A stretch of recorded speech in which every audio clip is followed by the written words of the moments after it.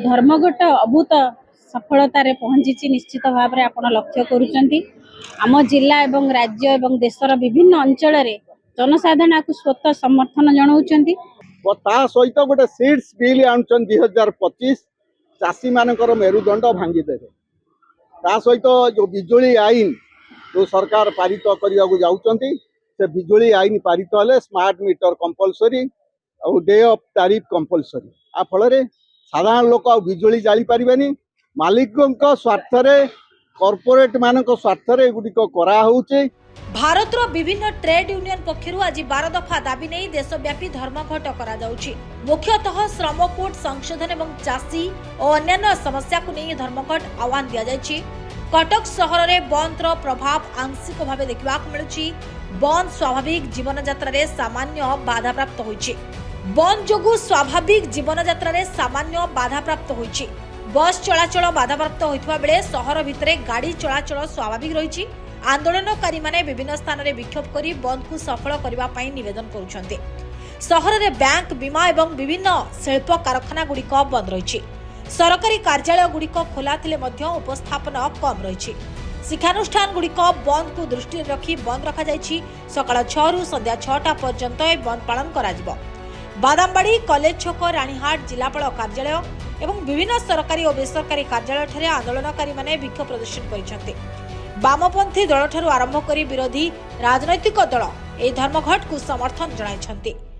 आज सारा देश रे धर्मघटर आह्वान 10टी केंद्रीय ट्रेड यूनियन एवं संयुक्त किसान मोर्चा पक्षरु दिया जाइछि। एई धर्मघट अभूत सफलतार पहुंची निश्चित भाव में आप लक्ष्य करुँच जिला एवं राज्य एवं देशर विभिन्न अंचल जनसाधारण को स्वतः समर्थन जनाऊँच। विशेषकर जो दाबी रही 4टी श्रमिक विरोधी श्रम कोड को बातिल करने, पाचिका मानक सरकारी कर्मचारी मान्यता दबा एवं कृषिजात द्रव्यर सर्वनिम्न सहायक मूल्य प्रदान करने, ता सहित दरदाम वृद्धि, शिक्षा नीति 2020 को बातिल करने, यही सबू जनसाधारण दाबी रे आज ये धर्मघटर आह्वान। तेणु यही धर्मघट केवल श्रमिक मान देइचंदी सही कथा नुहे, श्रमिक मानक सहित विभिन्न छात्र युव महिला संगठन ए आंदोलन को अकुंठ समर्थन देइचंदी एवं साधारण लोक को समर्थन देइचंदी। निश्चित भाव में डबल इंजिन सरकार ऊपर ए धर्मघटर व्यापक प्रभाव पड़िबो एवं आमे ए धर्मघट स्थल जनसाधारण को राज्यवासी को देशवासी को आमे शुभेच्छा ज्ञापन करूँ। एटा सर्वभारतीय धर्मघट 10टी केंद्रीय श्रमिक संगठन संयुक्त किसान मोर्चा एवं बहु स्वाधीन फेडरेशन ये धर्मघट सामिल अछंती। ता बाद बहु राजनैतिक दल ये धर्मघट को समर्थन दे। देश में बर्तमान जो अराजकता परिस्थिति होती, दरदाम वृद्धि, बेकारी समस्या, विशेषकर ये धर्मघट डाकरा दिखाई 4टी श्रम कोड बातिल करिया।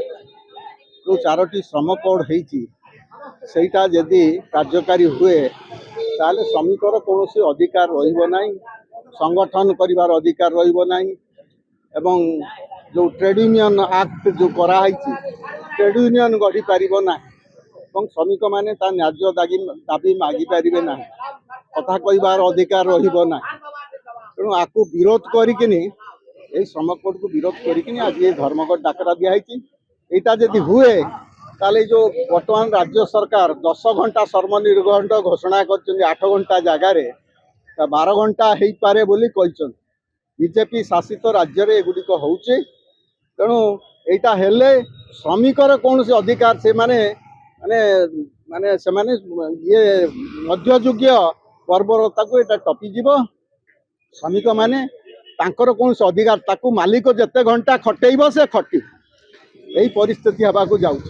ता सहित प्रतिश्रुति देइथले एमएसपी फसल सर्वनिम्न सहायक मूल्य आईन करने ता आज पर्यंत कले नाही।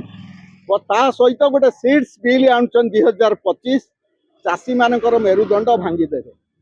ता सहित जो बिजुली आईन जो सरकार पारित करने को जाउछंती से बिजुली आईन पारित हेले स्मार्ट मीटर कंपलसरी और डे ऑफ तारीफ कंपलसरी आ फल साधारण लोक बिजुली जाली पारिबेनी मालिकों स्वार्थ कॉर्पोरेट मानक स्वार्थ एगुड़िक करा होउछे। ଏବଂ ଆ ବିରୁଦ୍ଧରେ ବିଶେଷ କରି ଯେଉଁମାନେ ସ୍କିମ୍ ୱାର୍କର ଅଛନ୍ତି ଆଶା ଅଙ୍ଗନବାଡ଼ି ପାଚିକା ଏମାନଙ୍କୁ ଗତି ଶ୍ରମିକ ଭାବରେ ହଟା ହେଉଛି 2000 आर प्रभाव बहुत सुदूर प्रसारी प्रभाव देश सारा कटक सहर तार प्रभाव पड़ी आज आम कलेक्टर ऑफिस आज बंद करचु विभिन्न बैंक बीमा ये सब बंद अच्छे कटक सहर आर अभूतपूर्व प्रभाव पड़ी।